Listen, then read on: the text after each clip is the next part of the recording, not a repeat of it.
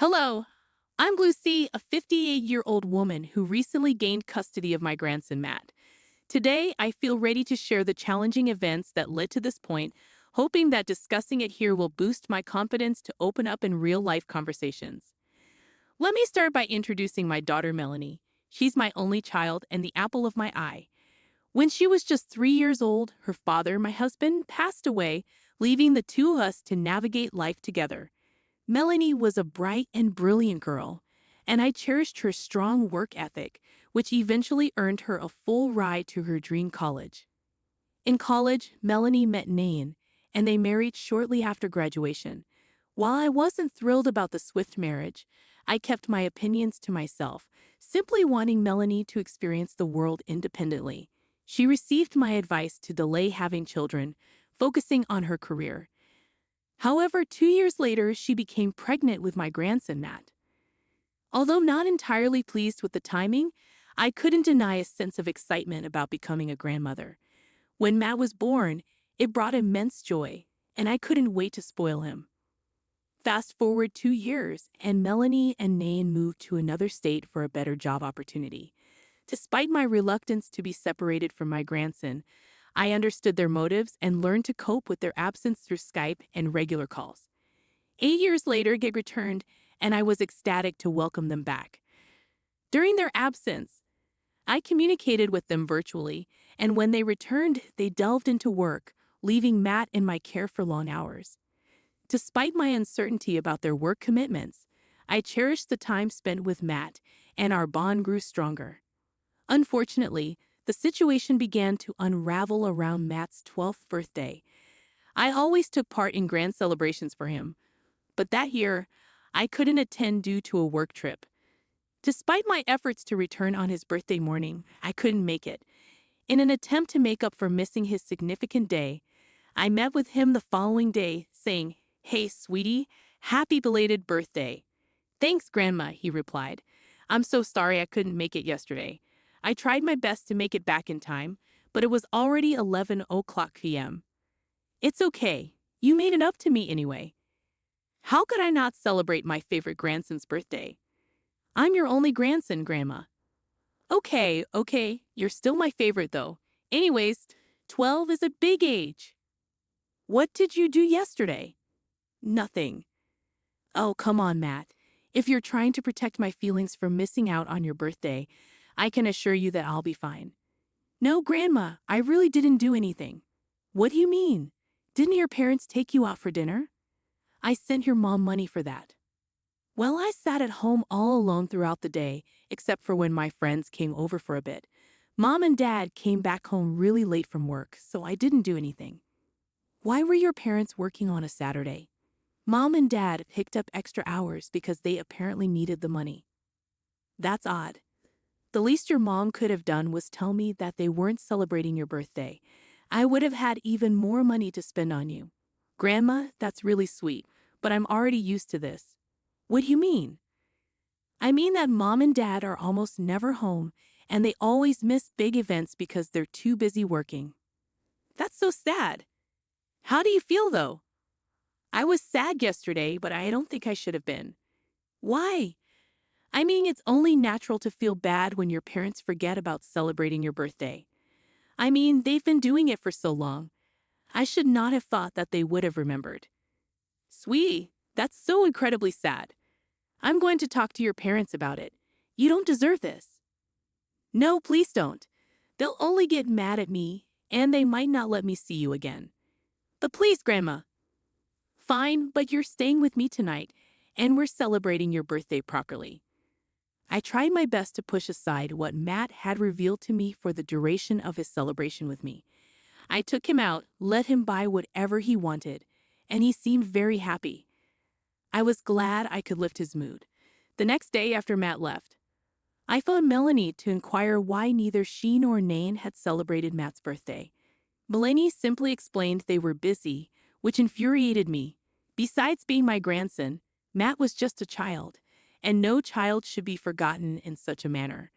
I conveyed my concern to Melanie, but she dismissed me, telling me to mind my own business and not lecture her on parenting. Fearing she might cut off my access to Matt, I bit my tongue. About a month after Matt's 12th birthday, I received a distressing call from him while at work. Grandma, Matt, sweetie, how's everything going? Grandma, I need help. What? Why? What's going on? I feel really sick. Oh, sweetie, where are your parents? I've been trying to tell them I haven't been feeling well for a long time now, and they haven't been listening. They keep telling me that I'm fine and that they're too busy to do anything about it. On a scale of 1 to 10, how bad is the pain? 10. Whoa, where is this pain you're feeling? Near my tummy, Grandma. Could you please stand your fast? I don't think I'll be able to stay awake for too long. I'm already on my way, sweetie. Just keep talking to me. How long have you been feeling this way? I've been feeling this way for a week and a half now, and it's always been this bad. Why wouldn't your parents take you to the doctor? That's not right of them. I don't know. I tried to tell them. I even went to them and cried about it, but they just brushed me off. I'm going to have a stern talk with them. In the meantime, I'm only 10 minutes away, sweetie. I'll be there super soon. Are you lying down? I'm sitting at my desk. Could you get on the bed and try to lie down? Maybe that will ease the pain a little. Oh, okay. Well, I'll try. Grandma, everything's getting so blurry. Matt, stay with me, sweetie. In a panic, I rushed over to Matt's place. While en route, I called 911 to get him help as quickly as possible. Fortunately, my workplace was only a 7-minute drive from Melanie's. I arrived before the EMTs, and upon entering Matt's room, I found him lying on the floor, his face turning blue. When I touched him to check for a pulse, he felt incredibly cold. Thankfully, I felt a pulse, and shortly after my arrival, the EMTs arrived, loading him into an ambulance and rushing him to the nearest hospital. I persistently tried calling Melanie and Nathan, but neither of them responded. Left with no choice, I resorted to leaving voicemails and messages, urgently informing them of Matt's situation. As I imagined worst-case scenarios, Matt's doctor delivered the alarming news that he had a ruptured appendix and required immediate surgery. Anxiety consumed me as Matt was rushed into the emergency room, and I anxiously paced back and forth, struggling to reach Melanie and Nathan. My frustration toward them intensified with every unanswered attempt. Thankfully, Matt's surgery proceeded smoothly, and he regained consciousness shortly after being placed in his own ward. About an hour later, Melanie and Nathan finally arrived. Oh my God, Matt. What happened? Apparently, my appendix ruptured and I needed immediate surgery. How did this happen so suddenly? Suddenly? Matt has been complaining about this pain for over 10 days. But how were we supposed to know it was this serious? Are you being serious right now? As Matt's parents, both of you should attend to every pain and illness he has, regardless of how tiny or insignificant it seems. I don't appreciate you talking to my husband that way. I wouldn't have to talk to either of you like this if you just took care of your son. Are you accusing us of being bad parents? Yes, I think I've made it pretty clear. This was your only mistake, a mistake that could have cost Matt his life if he hadn't called me. Not to mention, both of you prioritize your work over Matt all the time. We do not. Tell me that when I've been picking him up at least 3 times a week from school because both of you forgot. We're working hard to provide for him. Sure, we forget to do certain things every once in a while, but that doesn't make us bad parents. You think Matt is going to care about all the money you got him 5 years down the lane? No, all he's going to remember is how you neglected him and how your neglect almost got him killed. You are overstepping so many lines. That's it. You may be Matt's grandma, but you have no say in how he's brought up or what we, as parents, do.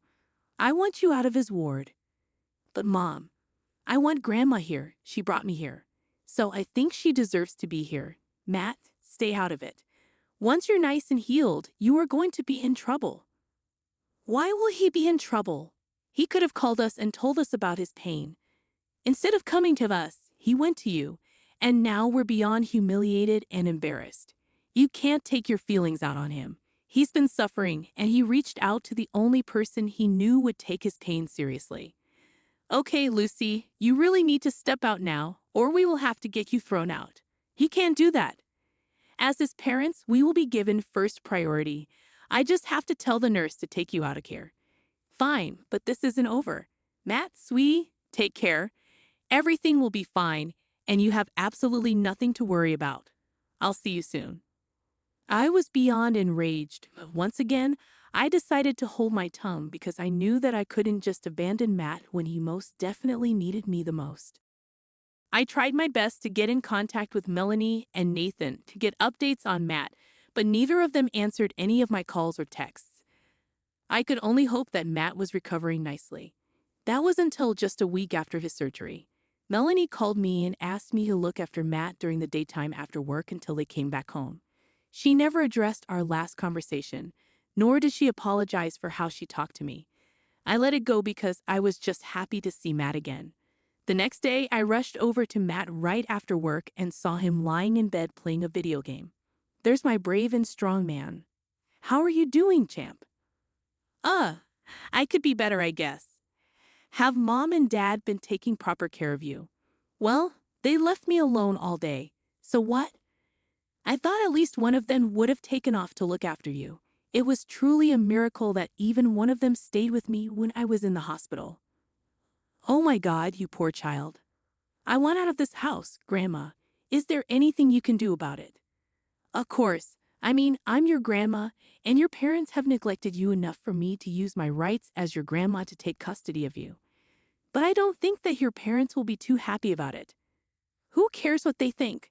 They clearly don't care enough about me. I completely agree. You'll be a little busy though, and you'll probably have to go to court, and it'll be really tiring. I'll do anything to get out of this house. If I could survive my appendix bursting, I think I can handle being tired for a while. Wow. Just how much damage have your parents done? You know, one time they forgot me in another state because they got too wrapped up with their own things. Another state?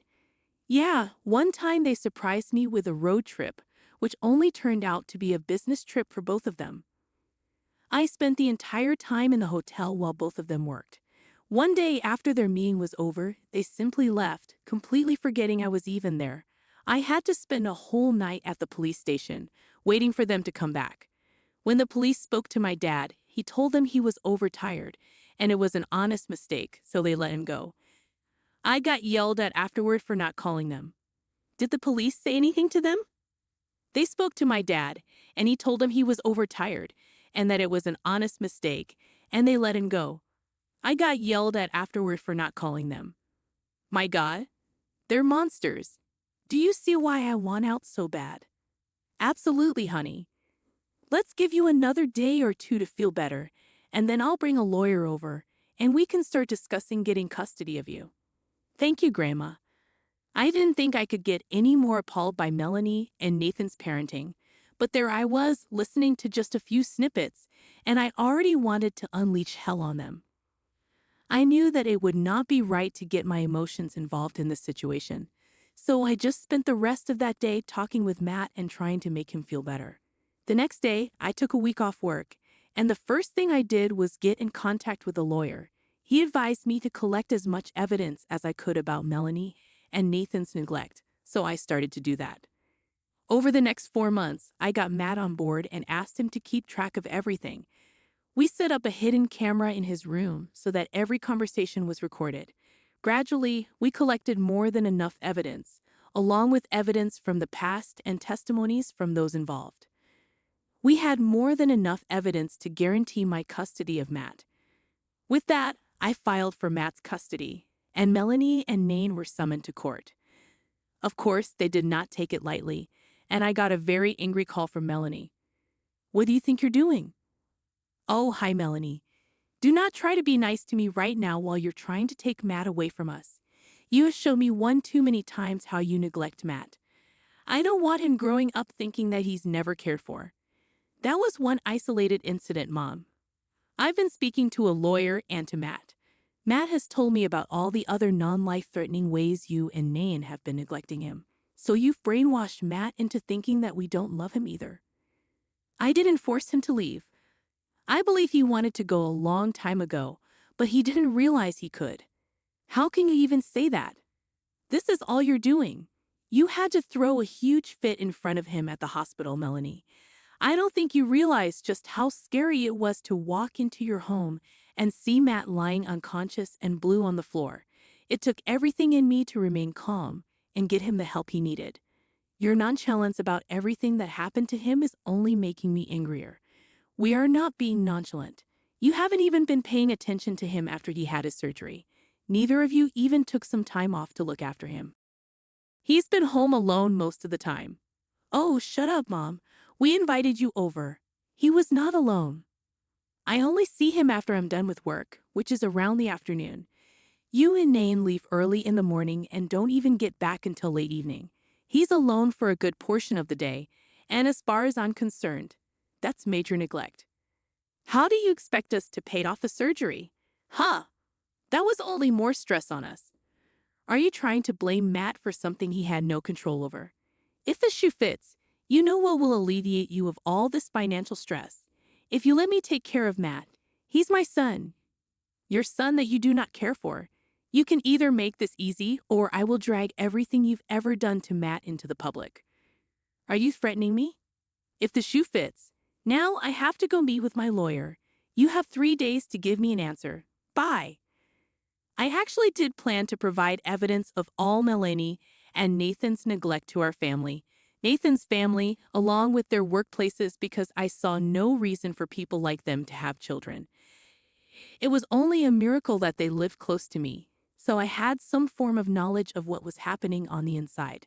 Matt was upset that his parents just did not see why they were wrong, but I stood by his side and assured him that the way his parents fought was not influenced by him or any of his actions.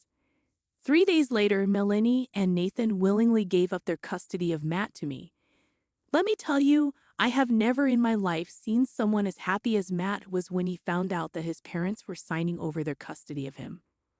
Matt cried for a good 5 minutes in pure happiness. Seeing him that happy only made my heart break even more for him at the thought of what the poor child must have gone through for years before someone even listened to him. Of course, Melanie and Nain were not very nice about handing over their custody of Matt to me after the deed was done.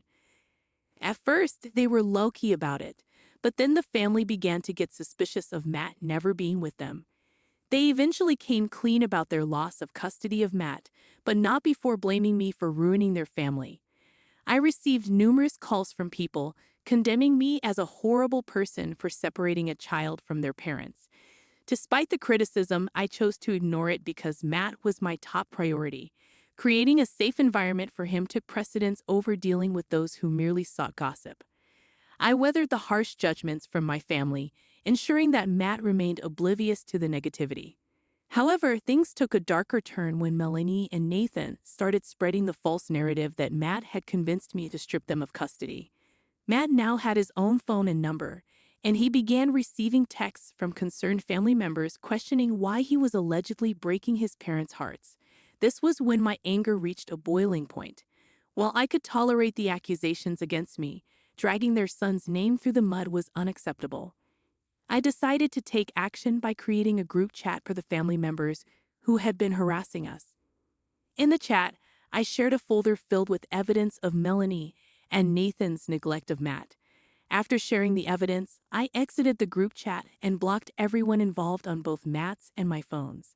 Subsequently, I heard from some family members that the shared evidence had triggered a significant backlash against Melanie and Nathan. They were ostracized by the entire family, and even their employers were informed of their actions, leading to job-related consequences. While I could empathize with their situation, I couldn't overlook their cruelty and inhumanity.